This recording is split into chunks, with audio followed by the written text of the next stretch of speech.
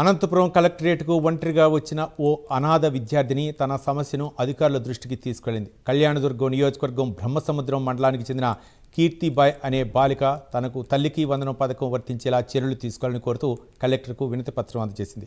తల్లిదండ్రులు లేక తన సమస్యను చెప్పుకునేవారు ఎవరూ లేరని ఆవేదన వ్యక్తం చేసింది. అర్హత ఉన్నప్పటికీ పథకం లబ్ధి పొందలేకపోతున్నా అని చెప్పిన బాలిక మంత్రి నారా లోకేష్, జిల్లా కలెక్టర్ తన సమస్యపై స్పందించాలని విజ్ఞప్తి చేసింది. పేరు ఎస్ కీర్తిబాయ్. నాకు ఎవరు పట్టించుకోలేదు. దానికే నేను ఇక్కడ కలిసేకి వచ్చాను. లోకేష్ సార్, నాకు అమ్మఒడి పడేట్లు చేయండి ప్లీజ్ సార్. నారా లోకేష్ గారు కలసాలని వచ్చాను, అమ్మఒడి పడలేదని. స్కూల్ పేరు బ్రహ్మసముద్రం బిడ్జి స్కూల్, 6th క్లాస్, సచివాలయం. తల్లి వందనం పడలేదు, నాకు ఎవరు చూసేకి లేరు కాబట్టి అనంతపూర్ సార్కి కలిసేకి వచ్చాను. నాన్న ఎవరు లేరు సార్, నాకు అమ్మఒడి పడే